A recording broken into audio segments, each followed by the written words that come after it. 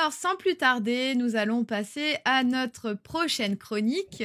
Et donc, pour notre prochaine chronique, c'est Eva qui va nous parler. Alors, attention, petite transition. Ah oui, c'est la bonne. Voilà, voilà. Alors, je vais ouvrir ton PowerPoint. Elles sont belles les transitions. Ouais, mais ça manque de musique. Ouais, mais ça va venir, mais elles sont belles les transitions. Ouais, merci d'ailleurs à mon petit frère qui m'a aidé dessus. Donc Eva, elle va nous présenter les logiciels qui l'ont beaucoup aidé pendant sa thèse, parce que tout comme la méthodo, je suis convaincue que les logiciels et toutes les ressources qui sont à notre disposition, donc comme de la méthodo, mais également des logiciels pour nous aider, eh ben en fait, c'est hyper important. Et souvent, si on n'a pas des directeurs ou directrices de thèse qui vont nous aider, nous aiguiller ou nous dire eh, tiens, moi je travaille avec ci, je travaille avec ça, ou des logiciels de gestion, peu importe, de gestion de données, etc. Bah en fait, on peut se retrouver noyé parce qu'il existe tellement de choses. Et je pense que c'est important d'en parler entre nous et de dire qu'est-ce qui est cool et qu'est-ce qui existe. Donc vas-y Eva, je te laisse la parole. Alors j'en ai pris quelques-uns parmi ceux que j'utilise et j'en ai testé beaucoup. Et il faut savoir que j'ai la capacité de concentration d'un enfant de 4 ans globalement. Donc assez rapidement, je peux me retrouver à faire autre chose, à scroller sur mon téléphone, à aller sur Twitter. Et ça, bah, ça m'a posé problème. Donc j'ai découvert Forest comme application, qui est une application qui est à la fois sur téléphone, mais qui aussi peut être un plugin internet. Et Forest, qu'est-ce que ça fait? C'est-à-dire que tu plantes des arbres. Et pendant que tu plantes ton arbre, bah en fait, tu peux pas utiliser ton téléphone ou tu peux pas aller sur un certain nombre de sites, sinon ça tue l'arbre. Et C'est dur quand même. oui, et donc du coup, là, si tu vois sur à droite, il y a ces petits terrains avec des cases, avec des arbres, et en fonction de tes temps de productivité, bah tu vas définir ton temps de productivité et dire bon bah voilà, je vais me mettre 2 heures. Et donc du coup, tu as 2 heures où ton arbre va pousser. Et si tu vas sur une des applis que t'as pas le droit d'aller pendant les 2 heures, bah ça tue l'arbre direct. Oh là là. Ça te pose une question quand même en mode t'es sûr ça va tuer l'arbre. Et là t'es là ah bah ça suffit à me faire paniquer suffisamment pour faire ah non je veux pas tuer l'arbre parce que c'est pas satisfaisant d'avoir ton terrain avec un arbre mort parce que c'est pas juste il arrête de pousser ça te met un arbre mort dessus. Ouais, Donc c'est très donc je suis vraiment ça a fonctionné parce que c'est satisfaisant aussi t'as des une petite gamification en mode plus tu l'utilises plus tu gagnes des sous et plus tu peux acheter des arbres différents et tout ça et ça m'a pas mal aidé. C'est-à-dire qu'avant de faire ça, ce que je faisais, c'est que je prenais mon téléphone et je l'apportais dans un autre bureau à un collègue en lui disant tiens, garde mon téléphone s'il te plaît, comme ça je sais que je ne l'utiliserai pas. Ça, c'est la méthode radicale, mais ça peut marcher aussi, ouais. Donc ça, c'est pour faire en sorte que j'arrête de procrastiner et que j'arrête de faire autre chose. Bon, ça convient pas à tout le monde et ça marche qu'un temps. Hein. Ça n'a pas marché indéfiniment, mais le temps où ça marche, ça reste utile. Et ça sert. Du coup, on peut passer à la deuxième, si tu veux bien. Yes. La deuxième, c'est Rescue Time, qui m'a permis d'objectiver le temps que je passais sur mon ordinateur. En gros, le principe de cette application-là, c'est que ça va enregistrer le temps que tu passes sur chacune des applications. Et ça va te faire un bilan à la fin de la journée, à la fin de la semaine, pour te dire bon bah voilà, vous avez été productive tant de temps de votre de votre journée. C'est flippant au début parce que t'es là en mode waouh, j'ai passé autant de temps sur Twitter et sur Discord et ça permet de se rendre compte de ce qu'on fait de notre temps vraiment. Ouais. Alors je vous ai mis un exemple qui est le mien, qui est une de mes semaines de travail. Je tiens à me justifier. Discord, c'est mon outil de travail. Mon labo est sur Discord. C'est mon outil de télétravail. On te pardonne. Venez sur Discord, c'est très bien. On peut aussi travailler sur Discord, donc c'est pas que de la procrastination, le Discord. Et ce que j'aime, c'est qu'en fait, tu choisis, c'est toi qui détermines si l'application est productive ou pas. Donc, par exemple, je pense à Elise qui fait sa thèse sur Instagram. Genre, quand elle est sur Instagram, elle, c'est du travail. Donc, elle pourrait le classer comme productif. Et ça, je trouve que c'est plutôt intéressant. Et une dérive qu'il faut pas avoir non plus, c'est pas pour se forcer à la productivité et dire ah mon Dieu c'est terrible, parce qu'on peut tomber rapidement dans une spirale infernale de la non-productivité et de s'auto-flageller. C'est pas le but en fait. Moi, je l'ai vraiment utilisé pour me dire je veux me rendre compte de la manière dont j'utilise mon temps. Et ça, ça m'a permis de le faire. Et donc, ça me permet d'avoir une idée de quelles sont mes bonnes journées ou pas aussi, parce que du coup, tu peux comparer en fonction des journées où tu te sens productive et des autres. Et en fait, les journées où tu sais, tu passes une bonne journée, tu te dis ah j'ai été super efficace, j'ai fait plein de trucs. Et en fait, tu regardes et t'as été productif pendant 4 heures quoi. Et on n'est pas productif pendant. Et donc, ça permet de rationaliser ça et de dire en fait, je peux passer des bonnes journées, faire plein de choses, et c'est ok si je l'ai juste fait en 4 heures. Et donc le reste du temps, je déconnecte pour de vrai. Tout à fait. Donc ça va. C'est super, ouais. Il y a quelqu'un dans le chat qui te demande si tu ouvres un Word et que tu le laisses ouvert sans y toucher, est-ce que ça compte? Est-ce que ça le compte? Alors, il me semble que ça prend en compte uniquement l'application qui est active, effectivement. Donc, si tu le laisses ouvert et que tu te barres, oui, effectivement, ça va prendre en compte. Mais tu joues pas le jeu, quoi. C'est ça. Ok. Et c'était cool, c'était intéressant durant ma rédaction parce que du coup, ça me permettait vraiment de voir le temps effectif que je passais à rédiger, clairement. À vraiment taper des mots sur Overleaf. Et en fait, c'est pas si long que ça. Ça se résumait vraiment à 3 heures par jour au cumulé maximum, quoi.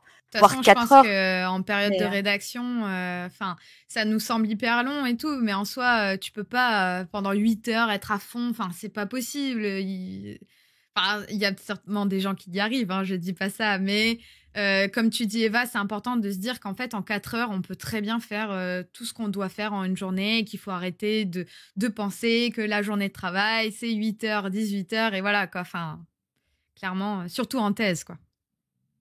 Ouais, c'est ça, oui. Hop, j'ai passé à ton troisième et dernier logiciel que tu veux nous présenter. Et le troisième, alors du coup, c'est pas pour me faire travailler, c'est un vrai outil de travail pour le coup. C'est Bibliometric, c'est son plugin BiblioShiny, qui en fait c'est une librairie qui est développée sous R, mais qui peut être aussi utilisée via une application, via le BiblioShiny, qui permet de faire de la visualisation de requêtes de bibliographie. Donc l'idée c'est quand tu fais une requête WOS ou une requête Scopus, tu vas pouvoir extraire la base de données de tous les articles que tu récupères. Et donc là, tu vas pouvoir faire de la visualisation sur ces articles. Et donc, ça va utiliser les métadonnées de tous la banque d'articles que tu as récupérés. Et tu vas pouvoir aller regarder quels sont les auteurs qui reviennent le plus souvent, quels sont les mots-clés les plus utilisés. Et ça vient directement avec des outils de visualisation de données qui permettent de faire des groupes. Donc, ça te permet d'avoir une vision schématisée avec de visualiser ta revue de littérature et tes requêtes. Et ça, c'est assez puissant. Et donc, surtout quand aujourd'hui, la recherche, ça publie, les publications, ça part dans tous les sens et il y en a très vite, ça évolue très vite. Donc, pouvoir visualiser assez rapidement les recherches, où est-ce qu'elles se font, c'est ce que tu peux regarder, où est-ce qu'elles se font dans le monde, quels sont les mots-clés qui sont utilisés ensemble, ça va te permettre de venir voir quels sont sur le sujet que tu as de ta requête, quels sont les différents types de sujets que tu vas retrouver, dans quel domaine est-ce que tu vas retrouver ces mots-clés. Et donc ça, c'est vachement puissant pour visualiser une bibliographie. Et puis même, ça permet de l'appréhender de manière un peu plus ludique que juste je vais prendre des articles et je vais lire les articles et lire le titre et ensuite lire le résumé et ensuite lire l'intégralité si ça me plaît. Tout à fait. Donc c'est très intéressant comme outil. Ils ont des très bons tutoriels Et c'est accessible même aux personnes qui ne codent pas et qui ne savent pas utiliser R, parce que justement avec BiblioShiny, il suffit juste de faire un extract de la base de données, de le mettre en entrée, et ensuite on peut directement jouer avec les paramètres pour faire de la visualisation. Eh ben, c'est formidable. Merci Eva de nous avoir présenté tes petits logiciels préférés. Et là, on va arriver bientôt à la fin de l'émission, mais enfin bientôt, pas si bientôt que ça, mais dernier jingle. Hop. Alors maintenant, on va passer à la partie que je préfère, qui est la partie podcast avec l'invité, donc notre chère invitée Eva, si tu veux bien. Oui. Donc cette partie sera vraiment rediffusée sur les différentes plateformes de podcast habituelles où vous pouvez trouver les podcasts bien dans ma thèse, et également sur YouTube. Donc voilà, si t'es prête, on y va, Eva. Quand tu veux. Merci beaucoup d'être encore d'être là avec nous ce soir. Ça me fait très plaisir que ce soit toi qui ouvre le bal de cette émission qui, j'espère, va durer un petit moment, je l'espère. Est-ce que tu peux, avant de nous parler de ta thèse, de comment tu l'as vécue, est-ce que tu peux nous parler brièvement de ton parcours scolaire et si tu t'es retrouvé en doctorat un peu par hasard ou si ça a toujours été une volonté de ta part de te lancer en doctorat? Alors, j'ai un parcours scolaire assez classique, c'est-à-dire que quand j'étais au collège-lycée, j'étais plutôt bonne élève. J'avais des bonnes notes, des facilités, donc je me suis un peu baladée sur tout ce parcours-là. Et quand je suis arrivée en terminale S, j'ai hésité entre aller en fac d'art de la scène pour aller faire du théâtre et aller en prépa maths. J'ai fini par aller en prépa maths, hein, c'était moins dangereux. J'ai pas eu le courage d'aller en art de la scène. Et donc j'ai fait une prépa, j'ai réussi mes concours, j'ai fait une école d'ingénieur à l'IMT Minalbi. Et là, j'ai découvert le génie industriel. À la base, je voulais faire de l'environnement, du bâtiment à énergie positive pour me rendre utile pour l'humanité. Et en fait, je me suis rendu compte que réduire des équations de la chaleur, ça allait pas me plaire.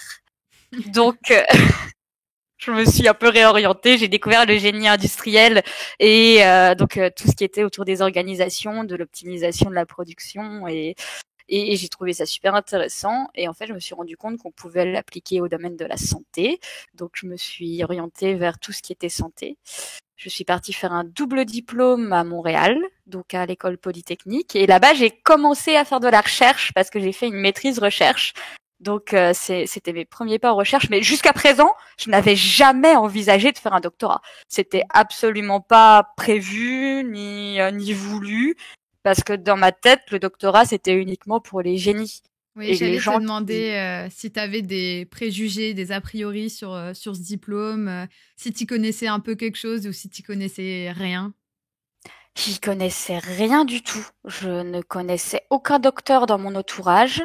Et pour moi, c'était très obscur. Enfin, pour moi, le docteur, ça sonnait médecin, quoi. Et je pense que même quand j'étais en L3, M1, j'avais pas conscience que les profs qui me donnaient cours étaient docteurs et faisaient de la recherche. Je n'avais absolument pas conscience. Et j'ai découvert en fait ça à Montréal quand j'ai fait ma maîtrise recherche. Ouais, Mais donc ça s'est passé comment ton entrée dans le monde de la recherche? c'était très pragmatique, c'est-à-dire que quand je suis arrivée à Montréal, il y avait deux cursus. Le cursus cours, où donc c'était classique, tu prenais tes cours, ensuite tu faisais un stage. Et il y avait le cursus recherche, où tu avais moins de cours et tu avais un projet de recherche. Mais la particularité, c'est qu'on était payé, en fait. Et on avait un salaire une bourse de recherche pour faire notre travail de recherche pendant 1 an et demi, 2 ans. Et ça a été finalement le critère qui m'a fait choisir. Et comme je savais qu'il y avait des profs qui faisaient qui travaillaient justement sur tout ce qui était santé et hôpitaux et organisation, je suis allée les chercher pour trouver un sujet. Donc j'ai commencé à travailler pour le transport patient entre les hôpitaux de l'île de Montréal. Et donc j'ai travaillé pendant 1 an et demi là-dessus. Donc les premières expériences de revue de littérature, de rédaction, et même là je me disais non mais jamais je continuerai de la recherche, en fait c'est mort. Enfin, je crois qu'on s'est tous dit ça à un moment, mais Ok, C'était pas prévu. et du coup, qu'est-ce qui t'a fait changer d'avis finalement? Est-ce que c'est une personne, un événement, un chercheur Bah, c'est mes professeurs d'Albi qui m'ont recontacté en me disant bonjour Eva, comment vas-tu? On sait que tu termines ta maîtrise. On a un sujet si tu veux sur les SAMU, les centres d'appel d'urgence, et est-ce que ça t'intéresserait? J'avoue que au départ j'ai vu faire une thèse et dans ma tête je fais mais je suis pas assez intelligente pour faire une thèse. Enfin, vous attendez de moi que j'invente des choses? Je suis pas convaincue de pouvoir faire ça. Ouais. Syndrome de Et l'imposteur, bonjour. déjà. Ouais. Et en fait, ils m'ont rassurée en me disant que bah, si, ça allait très bien se faire. Et le sujet me plaisait vraiment. Enfin, c'est-à-dire que la réflexion que je me suis faite, c'est si jamais on m'avait proposé ce sujet-là dans le privé, j'aurais pas réfléchi, j'y serais allée. Direct. Et du coup, je me suis dit, bah, dans ce cas, pourquoi pas, je vais pas réfléchir et je vais y aller. Et oui, bon, bah, j'aurais de la revue de littérature à faire et un manuscrit à rédiger. J'ai pas très envie, mais ça passera. C'est passé. Et du coup, tu peux nous parler un peu plus de quoi consistait ta thèse, hein? Maintenant, tu es docteur, donc en quoi consistait ta thèse? En quoi ressemblaient tes journées de doctorante avant Covid? Parce que je pense qu'après, on parlera un peu de la période pendant la pandémie, mais voilà, à quoi ressemblaient tes journées? Et finalement, est-ce que tu as été bien dans ta thèse? Comment ça s'est passé pour toi? J'ai passé une thèse excellente. J'ai vraiment eu des... Alors, comme toute thèse, j'ai eu des meilleures journées et des moins bonnes, mais au global, ma thèse a vraiment été géniale parce que j'ai un labo qui a été formidable, où j'avais non seulement des collègues, mais j'avais aussi des amis. Et mon encadrement a été très bon. Donc, je ne suis pas à plaindre au niveau de tout ça. Et j'ai été vraiment bien dans ma thèse. C'était un plaisir d'aller travailler. Alors, même s'il y avait des journées où je ne faisais rien, hein, on va pas se mentir, ça Comme arrive tout à le tout monde. doctorant de passer une journée où il arrive à la fin et il fait Mm. je n'ai rien fait. Très bien. Ça arrive, C'est c'est pas grave. correct. Donc ouais, clairement, j'ai été bien dans ma thèse, ça s'est bien passé, mais ça s'est passé de manière normale, avec des journées où énormément de victoires, des journées où il ne se passait rien, des journées où j'enchaînais échec sur échec et j'avais pas une ligne de code qui fonctionnait. Euh, Donc ouais, c'était quoi ton sujet précisément et qu'est-ce que tu faisais au quotidien? alors mon sujet, c'était d'être le docteur du SAMU globalement, et je travaillais en gros sur l'organisation des centres d'appel d'urgence du SAMU. Je devais faire un diagnostic de la manière dont il fonctionne actuellement pour comprendre comment il fonctionne. Une fois que j'avais fait ça, j'ai créé un modèle de simulation, donc un simulateur. J'ai recréé le SAMU sur mon ordinateur ainsi que son fonctionnement. Et ça me permet d'avoir une zone expérimentale sur mon ordinateur, en fait, où je peux faire des changements sur le SAMU et voir l'impact que ça aurait sur ses performances, sur la prise en charge des appels. Et donc ça permet de pas faire les tests en temps réel parce que ce serait fâcheux de tester en temps réel et de dire ah bah en fait désolé on n'a pas pu décrocher votre appel, c'est dommage.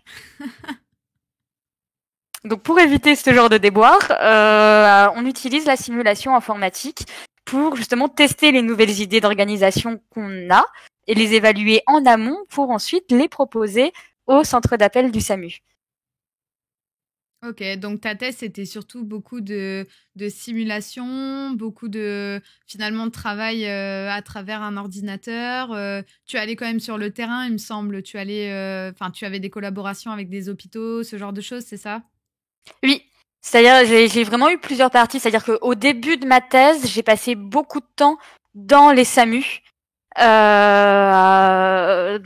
les centres d'appel où je me déplaçais, je passais la journée avec eux, j'étais assise à côté de la personne qui décroche les appels d'urgence et je regardais comment ça fonctionnait, comment est-ce qu'elle prenait en charge les appels pour voir comment est-ce que le cycle de vie, ce qu'on appelle le cycle de vie d'un appel, et donc comment est-ce qu'il est pris en charge au fur et à mesure pour me permettre finalement de reproduire le comportement du SAMU. Donc ça, je l'ai fait dans plusieurs SAMU pour avoir une idée des différences qu'on peut avoir entre les différents départements. Et donc ça a été une grosse partie d'observation et de lien avec le terrain pour vraiment comprendre le métier et quel est le besoin du métier. Et après ça, effectivement, j'ai eu une partie de modélisation informatique où j'ai passé, mon outil de travail, c'est uniquement mon ordinateur. J'ai pas du tout de manip en labo ou d'expérience finalement. Donc tout se passe sur mon ordi. Je développe mon modèle de simulation. Ensuite, je fais tourner mes simulations, les nouvelles organisations. Je les analyse et ainsi de suite en fait. Et comment ça s'est passé ton quotidien de chercheuse? Est-ce que tu t'es sentie de plus en plus légitime? Tu as réussi à combattre un peu ton syndrome de l'imposteur que tu avais au départ? Ouais, comment ça s'est passé au fil des années plutôt qu'au fil des mois? Il m'a fallu très longtemps avant d'être capable de me dire oui, ma recherche a de la valeur ajoutée. Et je pense que j'ai eu le déclic pendant la rédaction et pas avant. De me dire que ce que je faisais était vraiment très chouette. Et que c'était important en plus. Et je n'arrivais pas à le croire en fait. Et ça prenait vraiment que mon directeur me dise mais si, vas-y, continue, c'est vraiment cool ce que tu fais. Et j'ai vraiment eu besoin de ce support-là et de ce soutien de mon directeur pour croire en moi. Alors que tout le monde croyait en moi, hein. J'étais juste la seule à pas y croire. Et... Ouais, mais ça, je pense que c'est un peu... Enfin, ça nous arrive beaucoup à toutes et tous et on passe toutes par ces phases-là d'incertitude ou je pense que c'est surtout un sentiment qu'on veut pas faire plaisir à nos directeurs ou directrices de thèse, mais on veut se sentir à la hauteur et que quand on parle, et ils se disent waouh, elle a appris des choses, etc. Mais c'est vrai que ça peut générer, sans qu'on s'en rende compte, mais ça génère de la frustration, ça génère beaucoup de stress. On se génère cette frustration et ce stress. Mais bon, je pense que ça fait un peu partie du travail de thèse. C'est comme ça, on reste humain et on veut bien faire, en fait. Ouais, complètement. Je pense vraiment que le pire ennemi en thèse, c'est toi. Enfin, quand ça se passe bien dans l'encadrement, j'entends. Parce qu'il y a toujours des moments où ça peut être plus compliqué. Mais sinon, c'est vraiment toi, ton pire frein, parce qu'il faut que tu réussisses à te dire, ben non, mais si, en fait, je sais le faire. Si on m'a donné les clés du camion, c'est que je suis capable de le conduire et il faut y aller, quoi. Mm. Donc, comme tu nous l'as dit, tu étais très bien encadré pendant ta thèse. Tu étais dans un environnement plutôt bien pour être bien dans ta thèse.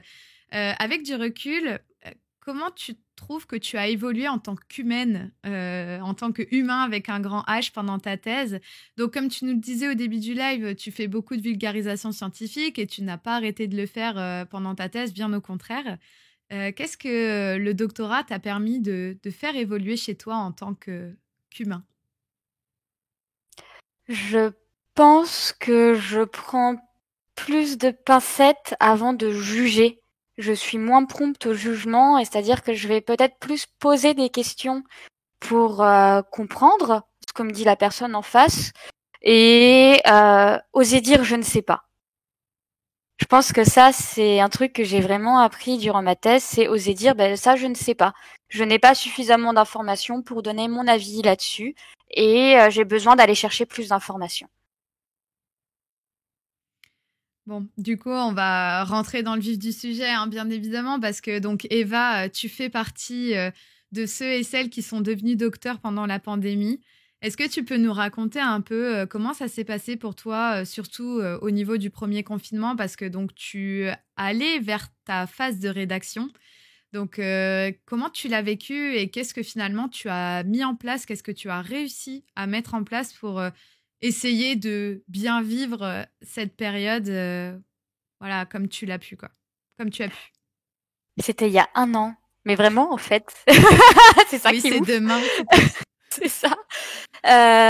Déjà le confinement, on l'a vu venir. Dans mon labo. C'est-à-dire que on en discutait avec les autres doctorants, avec les chercheurs, et on est là, oui, c'est quasiment sûr, on va se faire confiner. Donc le vendredi, avant qu'on ait toutes les annonces et tout ça, on s'est tous mis d'accord. On a dit bon bah voilà, tout le monde est parti avec son écran sous le bras, avec sa plante, et on est tous rentrés chez nous avec l'intégralité de nos bureaux, en se disant bah on sait pas quand est-ce qu'on se revoit. Et globalement, on avait pris les paris, mais on était bon, je pense qu'on se revoit pas avant 3 mois. Et donc, alors déjà c'était super chouette parce que le labo nous autorisait à partir avec nos écrans. Donc ça voulait dire que chez nous on allait être mieux installés. Après, j'avais la chance d'être en coloc avec un postdoc du labo. Donc déjà j'étais pas toute seule. Donc ça avait, je me rappelle, ça avait vraiment un côté fun. Le confinement à côté, oh, on sait pas trop ce qui va nous arriver, et c'est inédit, et on l'a vraiment bien pris, et un peu en mode où est-ce qu'on s'en va, je sais pas, mais on va y aller. Et justement avec mon coloc, assez rapidement on s'est dit ben si on n'a plus le labo, on va perdre du lien, et le problème c'est qu'on va avoir des gens qui vont être isolés. Donc on s'est dit bah on va créer un Discord pour le labo, et on a recréé l'intégralité de notre laboratoire sur Discord avec mais vraiment tout, avec les bureaux en fait. On a recréé tous les bureaux de chacun. On a créé des salons textuels pour la pause cafette, pour ceux qui vont faire du sport, pour ceux qui vont déjeuner le midi. Juste pour se dire bah en fait on va recréer virtuellement l'environnement qu'on a d'habitude pour justement continuer comme on a l'habitude de faire, où on se parle tous les jours et tout ça. Et ça a pris vachement rapidement, parce qu'en fait on l'a créé dès le vendredi soir, on l'a envoyé durant le week-end, les gens commençaient déjà à se connecter durant le week-end, et en fait le lundi, quand on a eu l'annonce vraiment du confinement, que c'était officiel, que c'était fermé, notre direction de centre a dit bon bah Discord devient notre outil de communication principal, devient notre outil de travail principal, et on veut que tout le monde s'y connecte, et connectez-vous dans vos bureaux, et on va fonctionner comme ça. Ouais, ton environnement, il a été quand même hyper réactif et hyper ouvert à votre proposition finalement, quoi. Ouais, carrément ouvert, et puis même plus que ça, parce que le lendemain, le mardi, on avait un mail de la direction de l'école qui nous disait on a vu ce que vous avez mis en place au niveau de votre centre de recherche. Est-ce que vous pouvez nous faire un tuto là maintenant, parce qu'on veut le généraliser à l'école. Donc la direction générale, la direction de la recherche, la direction des formations, même les RH, ils avaient chacun leur serveur Discord, et il y avait des liens entre les serveurs Discord, donc on pouvait même se balader dans l'école d'un serveur Discord à l'autre en fonction de la direction qu'on voulait aller voir, quoi. Et toi, du coup, tu disais que voilà, c'était un peu excitant, mais quand même, il y a un moment, je pense que, enfin, tous, on a commencé quand même à paniquer par rapport à nos thèses. Bon, je pense bien évidemment, surtout aux thèses expérimentales où on n'avait plus l'accès au laboratoire, et donc forcément, on prenait du retard dans nos expériences. Comment ça s'est passé, toi, après, au fil des jours, par rapport à ta rédaction qui approchait? Comment tu l'as vécu? En soi, j'étais pas trop impactée dans la mesure où je pouvais tout faire tourner depuis chez moi. J'avais tous les accès nécessaires au logiciel que j'utilisais pour pouvoir faire tout depuis la maison. Donc ça, j'ai pas été bloquée. J'ai pas perdu de temps entre guillemets d'un point de vue technique. Après, bien sûr, je vais avoir perdu du temps d'un point de vue psychologique, parce que ça reste une situation qui est anxiogène. Et à partir du moment où on se rend compte de la gravité de la situation, on fait ah oui, quand même. Effectivement, je vais pas forcément être aussi efficace que ce que je voudrais, quoi. Et donc ça a été plutôt ça s'est plutôt bien passé aussi, parce que j'ai mis en place un système de communication avec mon encadrement. Justement, j'ai créé un message privé Discord avec tout mon encadrement, où je leur mettais des listes d'objectifs et que je maintenais à jour à tous les jours, en fait, en disant bon bah voilà, mes objectifs de la semaine c'est ça, et aujourd'hui il faut que je fasse ça, et à la fin de la journée je modifiais mon message en disant bon bah j'ai fait ça, et s'ils avaient des questions, on en discutait. Et plutôt que de faire des réunions à toutes les semaines, bah on discutait via ce chat finalement, via ce texte-là. Et typiquement, quand je générais des simulations et que j'avais des courbes, je leur mettais directement la courbe, je leur commentais en disant je viens d'obtenir ça, vous en pensez quoi? Et c'était ça permettait d'avoir un dialogue qui était vraiment plus direct. Et ça, c'est cool. Ouais, donc tu as été hyper proactive en prenant le taureau par les cornes et je trouve que c'est super ce que tu as mis en place avec tes directeurs directrices de thèse parce que souvent les doctorants et doctorantes, ils vont avoir tendance à penser que si leur encadrement ne vient pas forcément vers eux, eh ben eux, c'est pas à eux de venir vers eux, mais en fait si vous aussi, en tant que doctorante et doctorant, c'est à vous, en fait, d'aller toquer à la porte de votre encadrement. Et en fait, normalement, dans la plupart des cas, ils sont là pour ça et donc il faut pas hésiter. Et ce que tu as fait, c'est hyper bien parce que finalement, ça t'a permis, toi, déjà, de te mettre des petits objectifs pour ne pas rien faire, hein, parce que comme tu l'as dit, la situation est très anxiogène. Mais eux aussi de voir à quel point tu restais quand même motivé, que tu faisais ce que tu pouvais finalement, quoi. Oui, voilà, c'est ça. Et ça m'a pas empêché d'avoir un moment où j'ai juste envoyé un message à mon directeur en me disant, non, en fait, là, j'en peux plus, je suis épuisée, je prends des congés. Parce que j'étais dans la période où j'arrêtais pas de repousser mes congés. En disant, non, mais d'abord, je finis ça, d'abord, je finis ça. Et je devais partir en vacances avant le confinement. Enfin, le jour où on s'est fait confiner, normalement, je devais prendre l'avion pour partir en vacances. Ouais, c'est pas de chance. Ce que je n'ai pas fait. Et donc, du coup, j'étais là en mode, je vais pas prendre des vacances chez moi, on est content confiné, c'est absurde. Mm. Non, c'est pas absurde et il faut le faire. Et donc, j'ai fini par le faire et à vraiment, m'arrêter de travailler, même si j'étais chez moi et que je ne pouvais aller nulle part. Et ça m'a fait vraiment du bien. Et du coup, là où aussi ils ont été très cool au niveau de mon encadrement, c'est qu'ils ont dit, ouais, reposez-vous et pensez à couper. Notre direction de centre a été assez géniale là-dessus parce que les vendredis soirs, ils nous envoyaient un mail en nous disant prenez le temps de vous reposer ce soir parce que vous ne vous en rendez pas compte, mais vous travaillez plus que ce que vous faites d'habitude puisque vous êtes chez vous. Donc reposez-vous et coupez pour de vrai. Et ça, j'ai trouvé que c'était vraiment une chouette initiative et que c'était quelque chose dont on avait besoin. Et c'était bien que ça vienne de notre direction. Tout à fait. C'est vrai que sans s'en rendre compte, vu qu'on n'avait plus les transports, les trucs comme ça, et puis vu qu'on se disait, on est moins efficace parce qu'on est à la maison, on avait tendance à vouloir en faire plus, alors que comme tu l'as dit, en fait, on a travaillé pareillement, voire plus finalement, quoi. Pour la plupart des gens, voilà, c'est encore... Ok, et du coup, comment tu l'as vécu ta période de rédaction? J'ai eu plusieurs étapes. J'ai eu des moments où ça allait, ça avançait bien.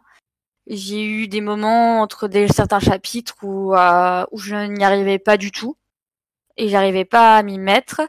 Mais globalement, ça s'est plutôt bien passé parce que j'avais un plan de rédaction, une planification de la rédaction qui était extrêmement carrée. Mais c'est parce que j'en avais besoin. Et donc, je savais semaine par semaine quel chapitre je devais écrire, quand est-ce que je devais l'envoyer pour la relecture, quand est-ce que je récupérais les passages relus, quand est-ce que je devais renvoyer la V2.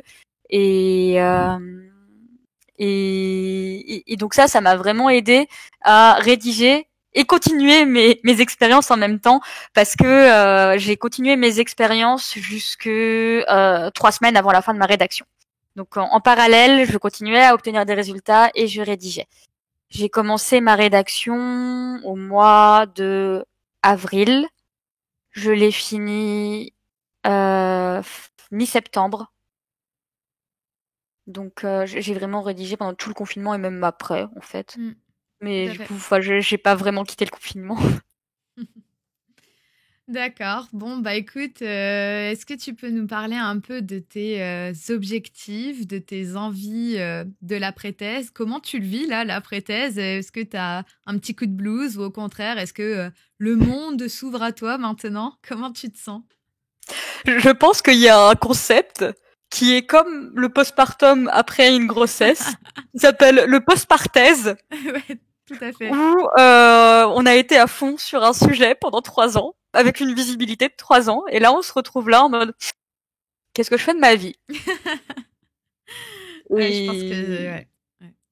et on nous demande de choisir qu'est-ce qu'on fait de notre vie. Et encore, alors moi je suis privilégiée, encore une fois, parce que je suis en postdoc, dans le même labo. Donc pendant ma rédaction, je n'ai pas, et je le savais déjà avant la fin de ma rédaction, donc je n'ai pas eu à me soucier de qu'est-ce que je fais après De pendant que chercher j'étais en du train de rédiger. boulot, etc.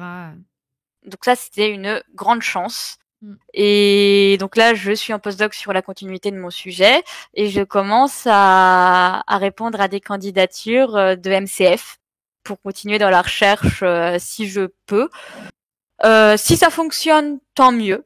Je serais très contente de pouvoir faire de la recherche, à continuer à travailler sur des sujets en lien avec la santé et donner des cours. J'adore donner des cours.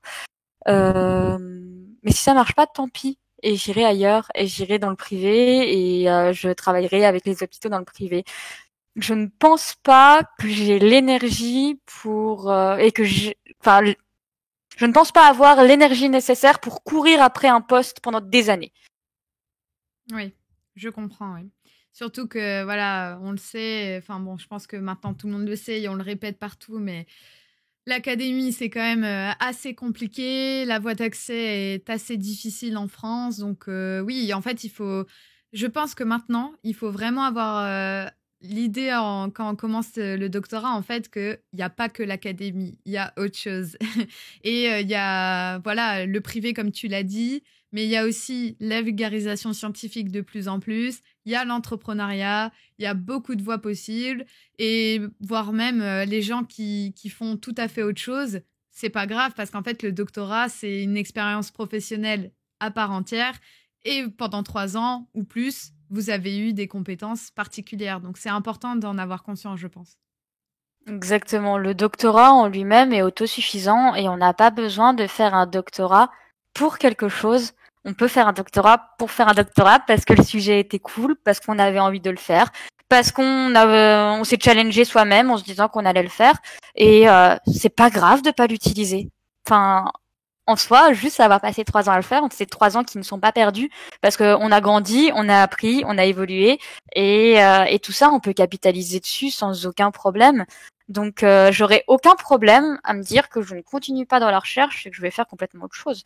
Et enfin, j'ai déjà 2 métiers d'ailleurs parce que je suis déjà comédienne au Sciences Comedy Show et postdoc et je compte bien continuer et quand bien même je serai enseignante chercheuse, je compte bien continuer à faire du théâtre et de la vulgarisation.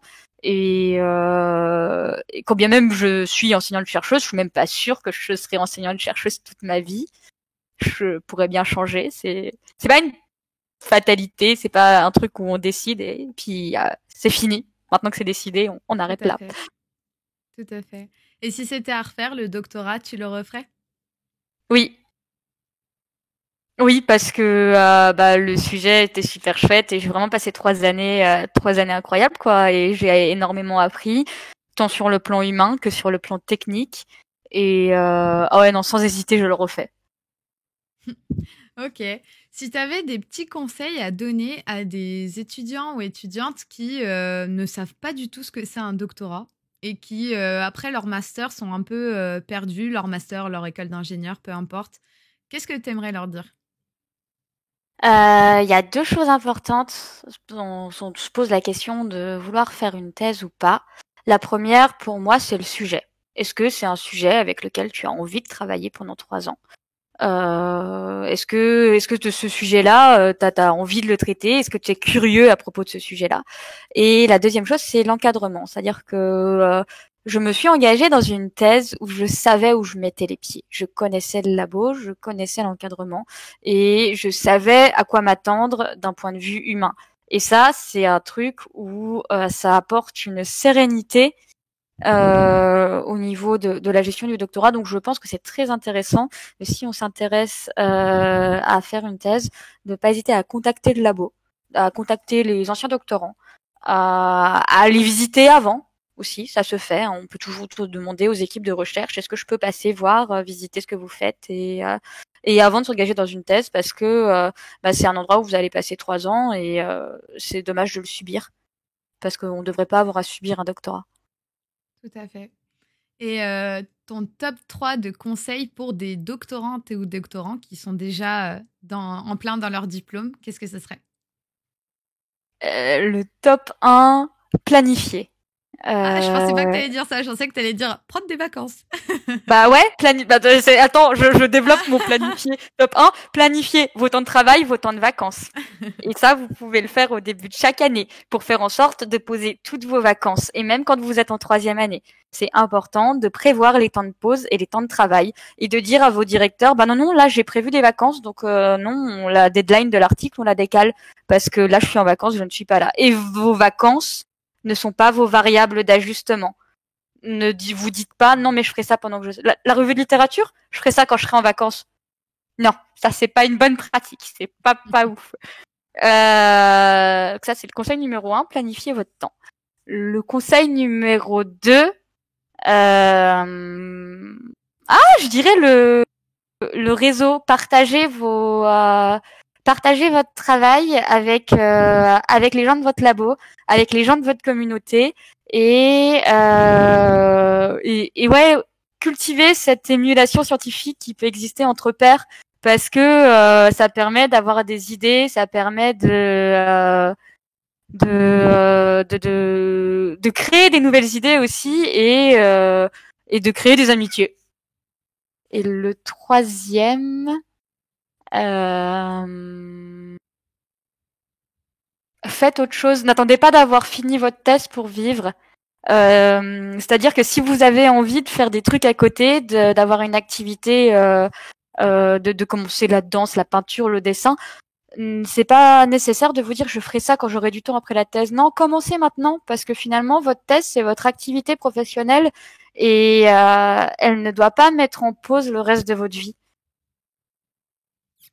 Tout à fait. Et ça, c'est vraiment le truc que j'insiste pour le dire à chaque fois. Quand vous êtes en doctorat, ça ne veut pas dire que vous avez plus de vie à côté. Vraiment. Et ça, il faut en avoir conscience. Et bien évidemment, je pense à toutes ceux et toutes celles qui n'ont pas de thèse financée. Effectivement, là, c'est encore un exercice beaucoup plus dur parce que voilà, vous devez, en plus de votre thèse, avoir un travail financé à côté. Et bon, c'est pas évident. Mais même dans cette période-là, il faut pas que ce soit boulot, thèse, boulot, thèse. Et voilà, c'est vraiment important. Et de toute façon, c'est important pour toute la vie, hein, qu'il y a autre chose à côté du boulot et il faut en avoir conscience, quoi.